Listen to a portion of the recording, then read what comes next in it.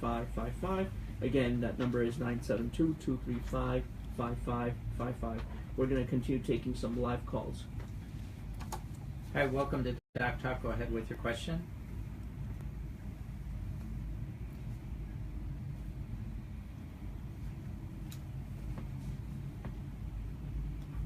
Sure, great question, Dr. Liao. Thank you so much for calling. Yes, this is actually one of my personal passions. Obstructive sleep apnea has a significant increase on vascular events. If you look at patients who have untreated, say, severe sleep apnea, the risk of heart attacks and strokes goes up by anywhere from 2 to 3-fold. With moderate sleep apnea, it's a little bit less so. So in my own practice, I'm very aggressive in screening for sleep apnea, especially if people have the typical physique associated with obstructive sleep apnea. So definitely get checked out and then get treated. All right, let's take another live call. Hi, thanks for calling Doc Talk. What's your question for our expert?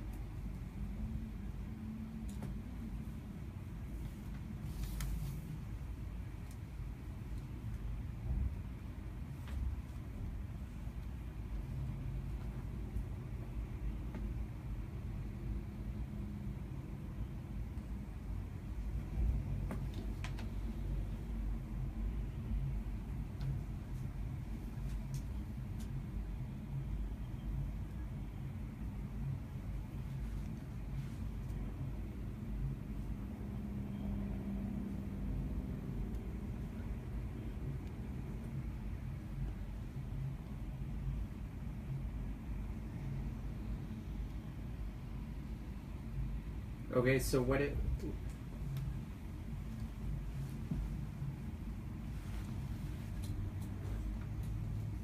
Okay, thank you. This is Dr. Liao. Thank you for your question.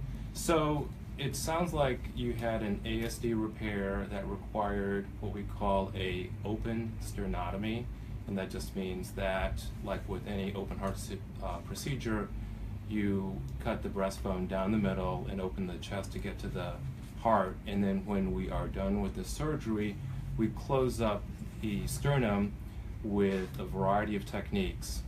Generally, people do fine with standard closures, but a small minority of patients do develop what it sounds like you're having, which is sternal instability, which means that you feel your breastbone rocking or popping, and you can't use your chest muscles properly. This really requires consultation with a cardiovascular surgeon so they can examine you and do the proper imaging and see if it's worth the risks of reduced surgery to repair your chest. So I would recommend that you go back to your cardiologist and get a re-referral to a CV surgeon. All right, let's take another live call. Hi, thanks for calling Doc Talk. Go ahead with your question, please.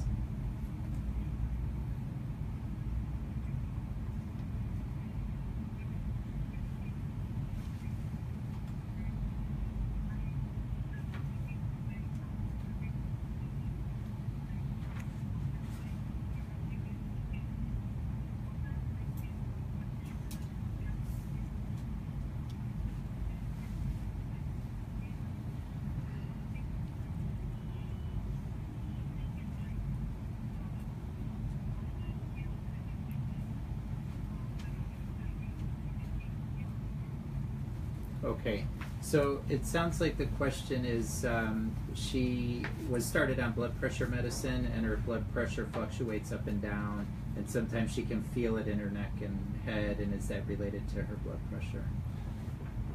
Thank you for your question. It is not uncommon when we first start treating high blood pressure that it is somewhat labile or going up and down, and this can be kind of tricky for the treating physician to deal with. I think what is helpful is to carefully document your blood pressure through the day, and the doctor can then correlate that with either physiologic events or the way you're dosing your medication. In terms of feeling the blood pressure in your head, I do sometimes hear this from patients, and it can be related to hypertension. Folks who are just joining us, you're listening to Doc Talk Live, and we are live in the studio with Dr. Robert Liao talking about preventative cardiology. Number to the studio is 972-235-5555. Dr. Liao, does drinking alcohol, a moderate amount of alcohol, lowers your risk for heart and vascular disease? That's a great question. The alcohol does seem to be associated with a reduced risk of cardiovascular events. If you look at people that are mild to moderate drinkers, and these are light drinkers by Texas standards, I think. People drinking 2 to 6 drinks a week will experience about a 25% reduction in vascular events. However, I should say that none of the professional societies have officially endorsed alcohol as a therapy, and I think the concern at a policy level is that alcohol has a very narrow therapeutic index, meaning that if you start taking too much, your blood pressure and vascular events go up, and if you take a lot, there's potential for abuse and organ toxicity. All right, let's take another live call. Hi, welcome to Doc Talk. Go ahead with your question, please.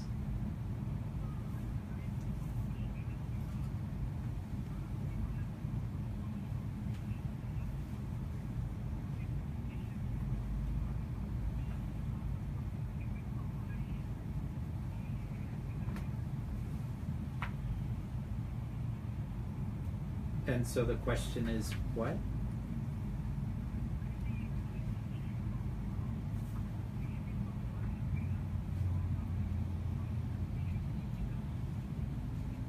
All right, very good, thank you. Okay, thank you for your question.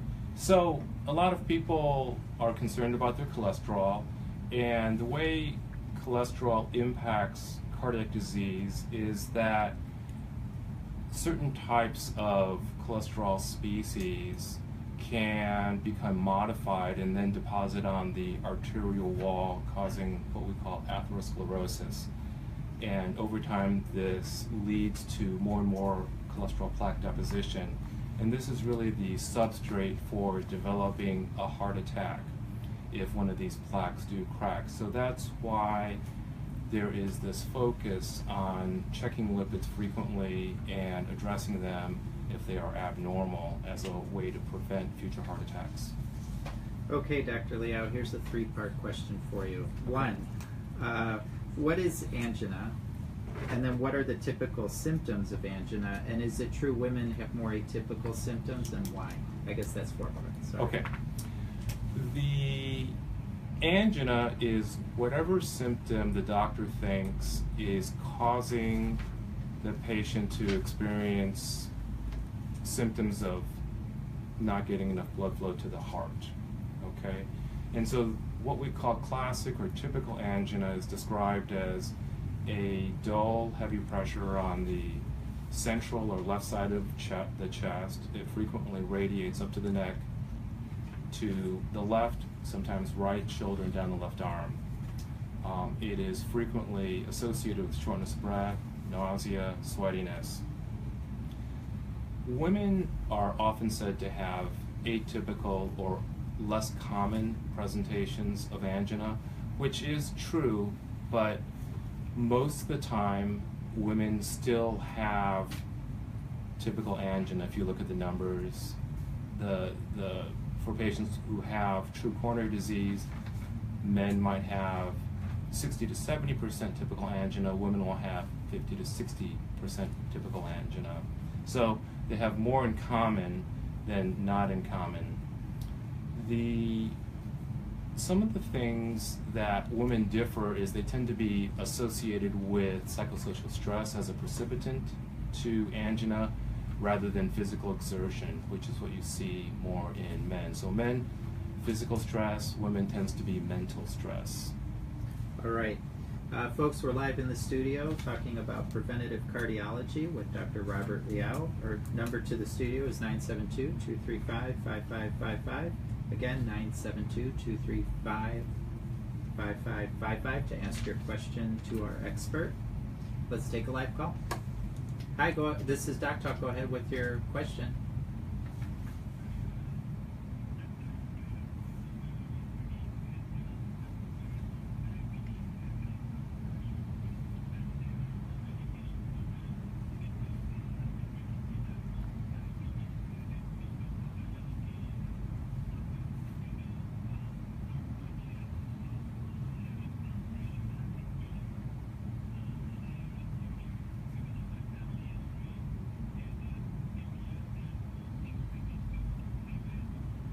All right, good. Thank you. This is Dr. Liao. Thank you so much for your call. I would say yes, that with your family history and with or already having diabetes, that you are a definite setup for developing hypertension down the line. If you are normal tensive now, there are some things that you can do to prevent it, largely lifestyle things. If you pursue a low carbohydrate diet that will reduce your amount of what we call insulin resistance, that will actually have a slight diuretic effect, meaning you'll start peeing more as a result, and that in itself can lower blood pressure. Exercise will have a similar effect though it goes through a different hormonal cascade. So I think that working on lifestyle things is the way to go in terms of preventing hypertension. All right, great. Let's take another live call. Hi, welcome to Doc Talk. Go ahead with your question.